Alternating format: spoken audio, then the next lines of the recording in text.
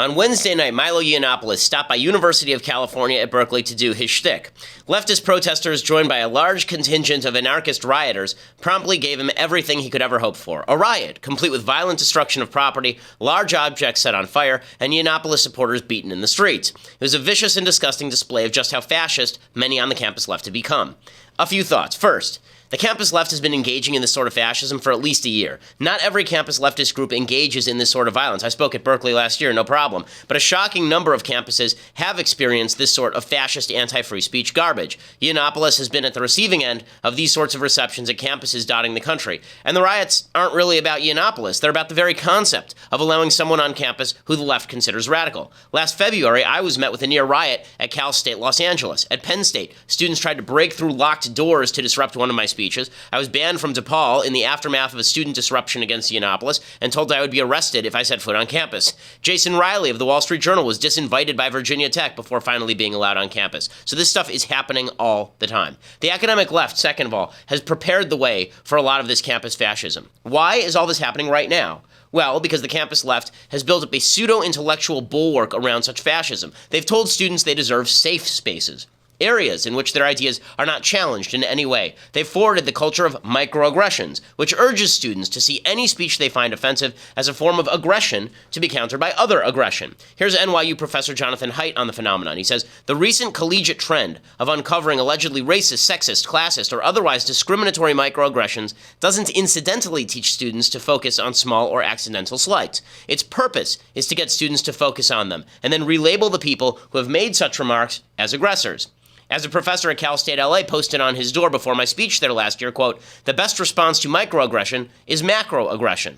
This line of thought actually encourages evil. As Professor Roy Baumeister writes in Evil Inside Human Violence and Cruelty, hypersensitive people who often think their pride is assaulted are potentially dangerous. Even when a neutral observer would conclude no serious provocation occurred, it is still important to recognize that, in the perpetrator's view, he or she was merely responding to an attack. Colleges churn out and reward these oversensitive people. Third, rioting against speakers you consider radical, it helps those speakers, you idiots. Okay, Yiannopoulos' shtick, it relies on opposition. The clips from his speeches are all about triggering members of the campus left, which, by the way, is the easiest thing in the world to do. He relishes this publicity. Like or dislike Milo, and I am certainly no fan if you know anything that I've said about him, his provocateur shtick only works if he provokes a response way worse than that which he's engaged in. When the left shuts down his speeches, when they riot, when they engage in actual violence, when they pepper spray those who come to hear him and hit them with metal poles, all they're doing is legitimizing Yiannopoulos in the public eye and making him the victim and selling him lots of books and making him lots of money. President Trump has weighed in via Twitter. He says that he will withdraw federal funds from UC Berkeley if they can't maintain free speech principles. That's actually appropriate. Spray painting "Kill Trump" on walls, smashing ATMs, assaulting people, that is not appropriate behavior in any civilized society. And for those who are doing the spray painting and the smashing and the assaulting, to proclaim that they're anti-fascist is patently insane. Forget Yiannopoulos. The issue is the left, and they are out of control. I'm Ben Shapiro. This is The Ben Shapiro Show. Okay, tons to get to today. In just a few minutes, we're going to be having on former assemblyperson from the state of California, Mike Gatto. He and I got into a Twitter spat a few weeks ago. I'm going to have him on to discuss that. So we'll talk capitalism, we'll talk Berkeley. Good guy, and we'll be having him on in just a couple of minutes. We're also going to be talking more about what happened in Berkeley and what that means. Plus, Donald Trump was at the National Prayer Breakfast. So what better time to talk about Arnold Schwarzenegger's ratings on The Apprentice?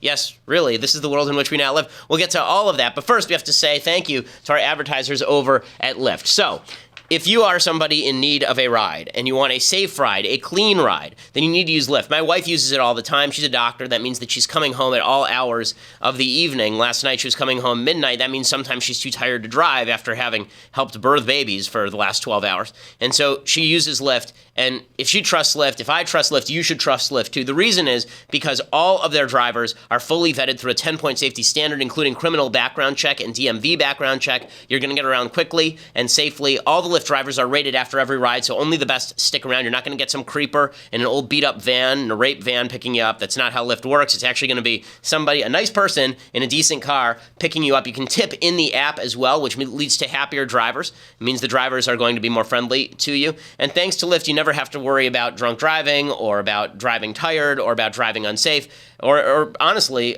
even about owning a car. If you live close to work, sometimes it's cheaper to actually just use Lyft everywhere than it is to own a car itself. Right now, now, Lyft is offering our listeners a special deal. You get 3 free rides right now, up to $10 each, so $30 value when you enter promo code Shapiro. So check that out, Lyft.com, promo code Shapiro, and it's Lyft. Download the free Lyft app and use the promo code Shapiro in the payment section, and you get that $30 off. Again, they're the people that I trust, they're the people that my wife trusts, and most importantly, they're the people I trust with my wife's safety. So if I trust them with that, then you should trust Lyft as well.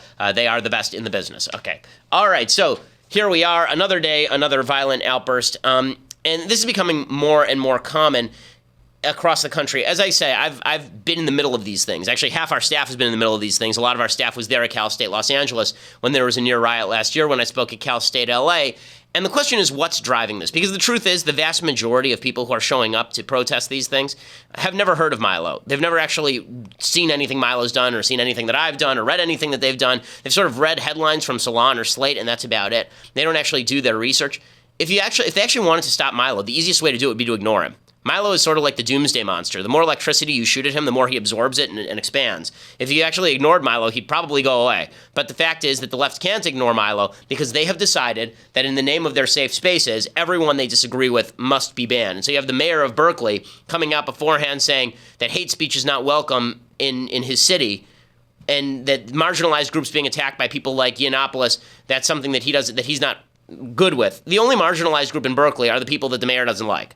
Okay, Berkeley is a haven for a lot of folks. I mean, there are a lot of people from a lot of different political aisles. It's obviously left, but I mean, that is the place where you let your freak flag fly, right? I mean, that's basically their motto. So the idea that there's people coming in who are going to disagree with that, and they have to be shut out, that sort of has bled down. Unfortunately, it's now coming from the top. So I think that the election of Trump has made the left in many ways fully insane, to the point where civilized behavior is becoming less and less common. And this, of course, does not apply to everybody who's a liberal. It doesn't apply to every Democrat. But there is this strong strain that's building up in the more extreme circles that say that violence is okay. What they say is, somebody's a Nazi, violence against Nazis is okay, therefore I can attack X, right? So this is why the other day there's a neo-Nazi, he's a white nationalist is probably fairer, named Richard Spencer, who was punched in the head on the street while he was doing an interview. And so the internet lit up with, is it okay to punch a Nazi? And the answer is no, it's not okay to punch a Nazi. It isn't. Because by the same logic you can punch a Nazi, you should be able to kill a Nazi, right? If you're violating someone's bodily integrity on the basis of their political viewpoint, you are doing something uncivilized and wrong. But there's an actual argument over, can you punch the Nazi? Okay, so a lot of the left says, great, Richard Spencer got punched in the face. That's just terrific. And then they say, well, Milo is Richard Spencer. And then they say, well, Trump is Richard Spencer. And they say, well, Shapiro is Richard Spencer. And pretty soon it's bled down to Mitch McConnell is Richard Spencer. Anyone I disagree with is Richard Spencer, and Richard Spencer is Hitler. Therefore, I can use violence against them. Sarah Silverman tweeted today that she wants basically a violent uprising. She says fascists should get overthrown. We'll use the military to overthrow. Wake up and join the resistance, all caps. Once the military is with us, fascists get overthrown. Mad King and his handlers go bye-bye. An articulate statement from one of the world's most brilliant political commentators, Sarah Silverman. And she's not the only one who's saying this sort of stuff, unfortunately. We talked the other day about how at the Screen Actors Guild, David Harbour got a standing ovation for saying that you were going to punch people that you disagree with. Joy Behar, just yesterday, she was on The View, and on The View, Whoopi Goldberg's already labeled Trump the Taliban, so here's Joy Behar on The View saying that Democrats ought to bring a rhetorical gun to the knife fight. I think their job is to look at what's being brought to them. That's how it played out. The Democrats always go to a gunfight with a knife. Yeah. Let them go with a gun this time. Yeah. I'm sick of it. I'm sick of it being okay for the goose, but not the gander. The problem is the people are the only ones who suffer. We need to keep moving forward. You fight the fights that are good. Like, pick your battles. If you really don't like this candidate, fight against him. Okay, so the point here is not that she actually means pick up a gun, but this sort of violent rhetoric has become much, much, much more common. As I say, that's not a good thing. Once the violent rhetoric becomes more common, once you label your political opponents the enemy to actually be hurt and everything is on the table, then that means you're going to get a lot more of this sort of activity. Now, I do want to say one quick thing about the Berkeley students. My guess is that if you look at the footage of these riots, the rioters don't look like Berkeley students. They don't look like kids who are lefties at Berkeley. It looks like those kids are standing around, and then a bunch of anarchists came in from Oakland or from Berkeley or from San Francisco to make trouble. They look like WTO protesters from 1999 smashing windows and looting and doing this sort of stuff. I don't want to blame all Berkeley students for the actions of a few, but the problem is this sort of mentality is spreading. Well, joining us now on the program, I'm pleased to welcome former Assembly person from the state of California, Mike Gatto. I think he's going to be a statewide candidate for office soon, if I'm not mistaken. What are you running for now? Well, I haven't decided yet. I think politics is a little bit up in the air right now. Okay, so he's running for governor. So Mike Gatto is a longtime Assembly person from the state of California. He and I got into a Twitter spat the other day, and that's why I'm having him on. So I think a good place to start is with what's happening in Berkeley. What do you make of the hubbub, of the chaos of what is a riot that happened in Berkeley last night? Well, first of all, I was in office when you were at Cal State LA last February, and I want to apologize. I want to start by apologizing on behalf of the state of California for what you went through. I appreciate it. Thank you. I mean, nobody should ever, when they're on a publicly funded campus that is paid for by taxpayer dollars, have to have their free speech quelled.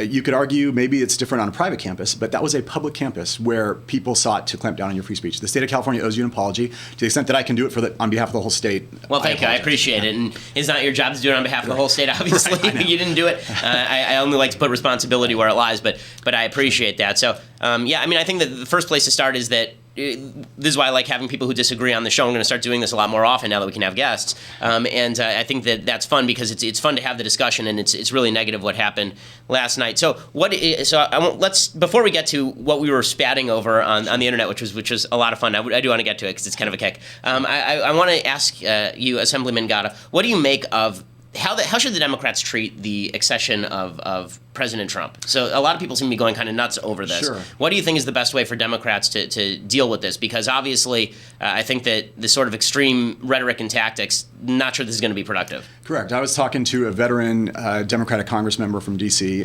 Yesterday, and he said, think about it. Everything that Trump has done so far in office is designed to appeal to rural Pennsylvania and rural Michigan, all the key areas of the swing states that Democrats lost. And then by lighting cars on fire in Berkeley, I'm not sure that we're going to win those hearts back.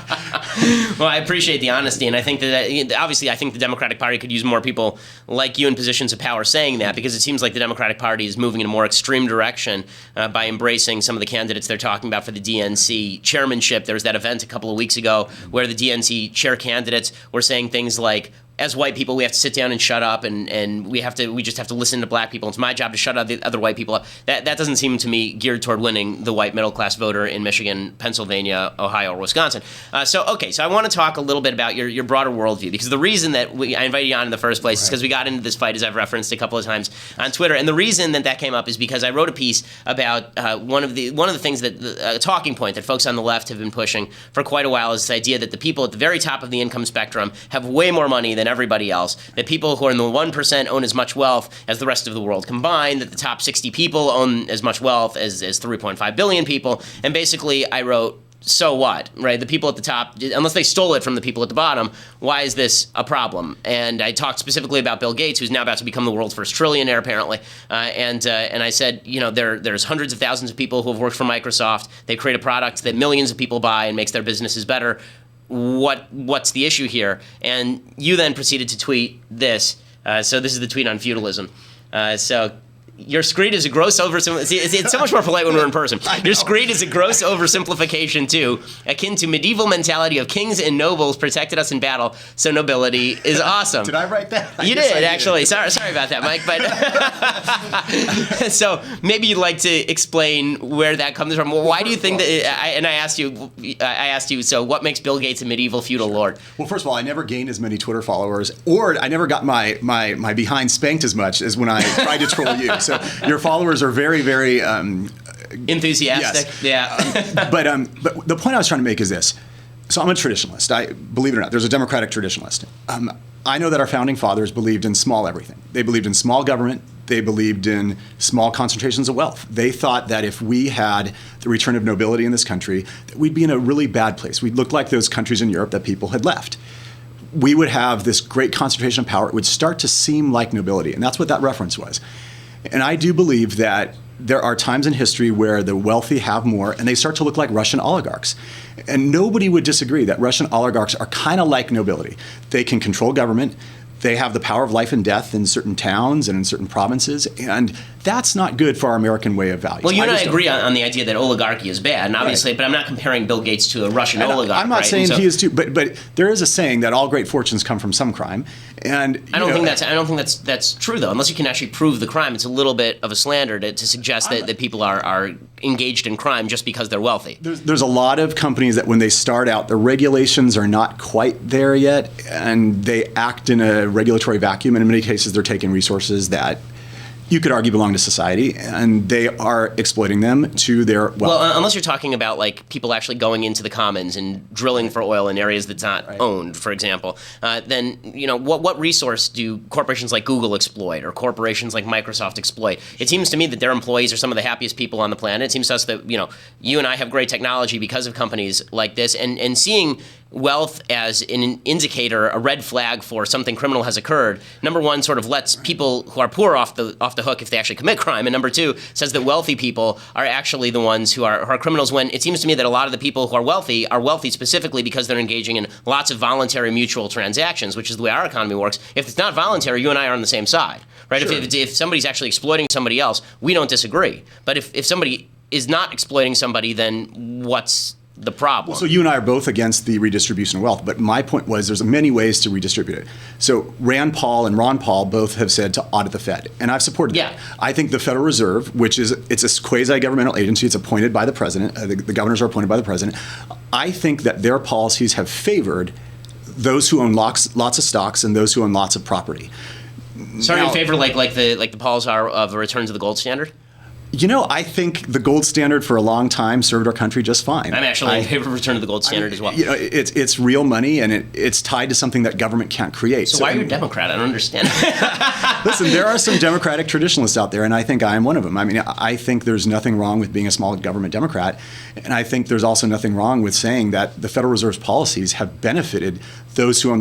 When you're lending money at next to nothing and you're inflating these bubbles, the people who tend to own those resources benefit from it. So in a weird way, that's a redistribution of wealth too. No, I totally agree. It's redistribution of wealth by government, and as I say, I'm very libertarian on a lot of this stuff, and that is keep the government out unless somebody's rights are actually being exploited. Now, I don't want to hit you over the head with your tweets, but I'm going to hit you over the head with your tweets. So here's one more.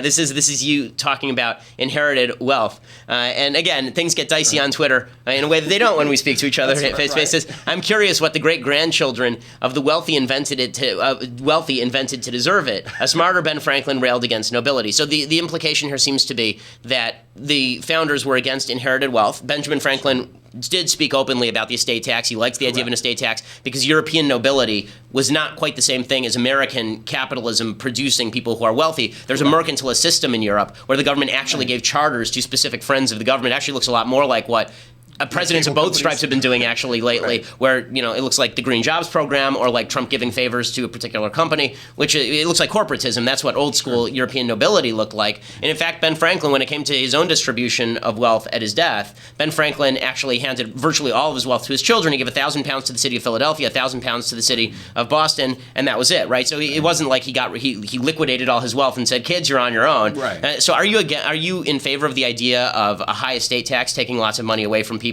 who have already been taxed on that money because we don't want their kids having it? So I do tend to take the Ben Franklin approach. Thomas Jefferson was more of an extremist on the estate tax. He didn't think that people should inherit much at all. Ben Franklin actually wrote that he thought that the average middle class person should be able to pass on their home, even 2 homes, 3 homes to their kids. But he did think that their really, really big estates should suffer some type of estate tax. And I think the middle class should not be subject to an estate tax, but I think the very, very, very wealthy, the high end, there should be some estate tax. Otherwise, you just run the risk of our society devolving into a bunch of Paris Hiltons. She's beautiful, she's talented, but it was like her great-grandfather founded something useful, and she didn't do much. And that's what that tweet was relating to. Well, I mean, listen, I'm no Paris Hilton fan, but I also don't think that I have the right to take away Grandpa's wealth just because I don't want Paris Hilton to be doing Carl's Jr. commercials. Yeah, but that is a little bit of postmodern stuff that you might criticize if the left was saying it, because government does have the right to draw lines. When we elect the government, whether they're Democrats or Republicans, we are saying, please draw the lines. I think an estate tax would be much more fair than an income tax. I think. I mean, don't forget, so do you want to remove the income tax? If you're in favor of removing the income tax in favor of a small estate tax, then maybe I'm with you. Yeah, our country survived for the first 150 years on primarily 3 taxes. There was a sin tax. It was the whiskey tax, right?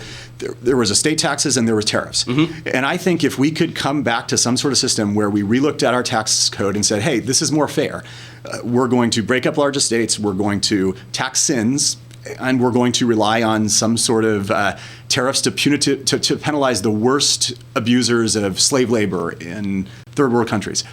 I think that would be a better system than what we have now. Okay, that's interesting because, look, I think it's immoral to tax people twice. So if you're going to have an income tax and then you're going to steal money that I've already paid taxes on, you have children, I assume. Yeah.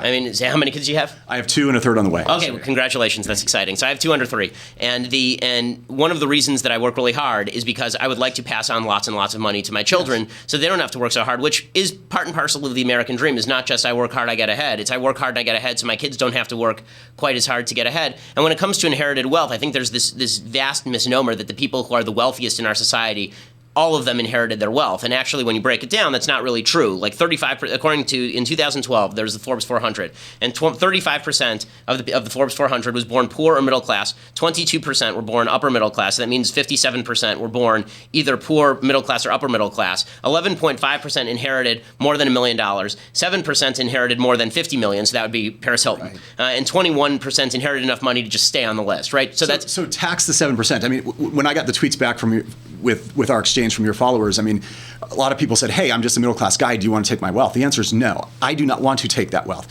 I'm the same way. I work very hard so that my children will have a better life. And by the way, I'm not a career politician. I really have had jobs, and I have a job now, and I'm working very hard. But I do think we do run this risk of returning to this era of nobility if we don't break up the vast, vast fortunes. It's that 7% or 6% you talked about. Yeah, see, to me, I don't think that those fortunes should be broken up. I think the key is to protect the system itself so that those fortunes can't impact government. And that means having a smaller government in total. Because the problem is once you get to the point where the government can confiscate estate wealth, that the government is so corrupt that there are going to be some estates that somehow escape, and there's going to be some estates that get hit. They confiscate sales tax, they confiscate income tax, they confiscate so many things. We have to have tax. We have to pay for the crumbling roads in LA that are never paved. We have to pay why for the punish me military. just because I made a lot of money?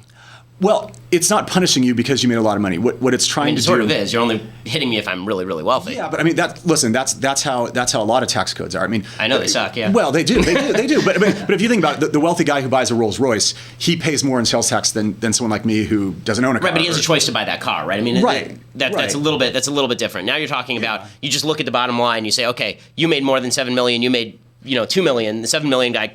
Maybe you cut it off at $1 billion. But the point is, I just think I'm a traditionalist, and I think our founding fathers believed in this system, which was, you let the person pass on 3, 4, 5 houses to their kids. That's fine. You let them pass on their cars and their bank accounts.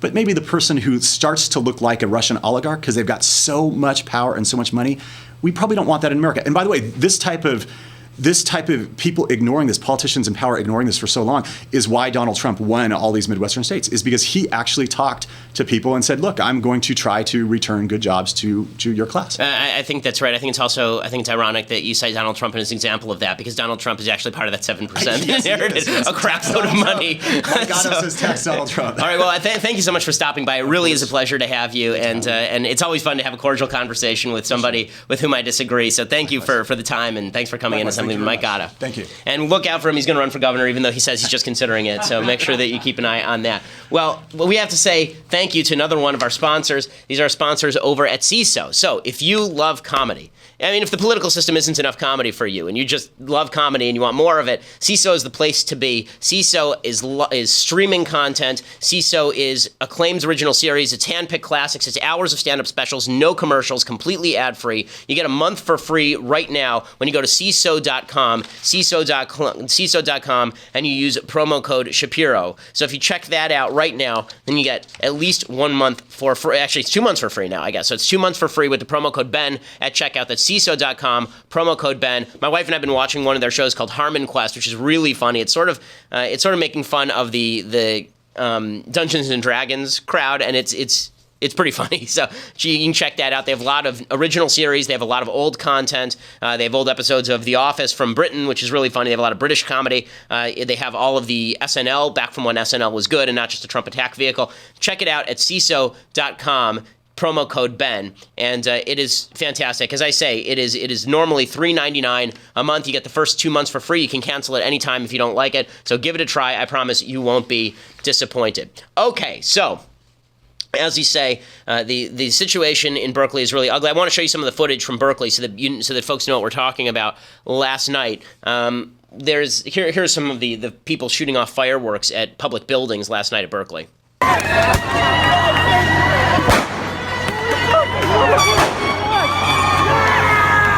Edgy, so edgy.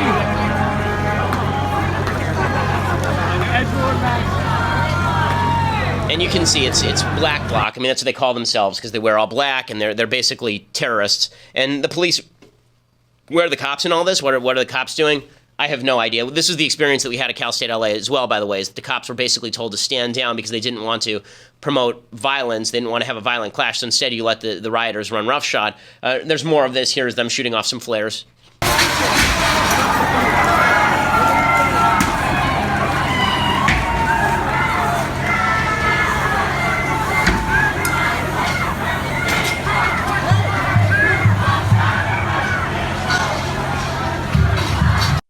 Alrighty, so you can see it got really, really ugly last night. And we'll talk a little bit more about that. Plus, we have the mailbag coming up. But in order for you to see that, you have to go over to dailywire.com right now and become a subscriber. You can watch the rest live, become part of the mailbag. We're going to do live mailbag questions today. Yay, that's very exciting. Whoa. So we're going to check that out today. Go to dailywire.com. $8 a month will get you a subscription. $8 a month, and then if you get an annual subscription, then you get a free signed copy of my book, True Allegiance. That deal is ending soon, so check it out right now at dailywire.com. We are the most popular conservative podcast in the nation.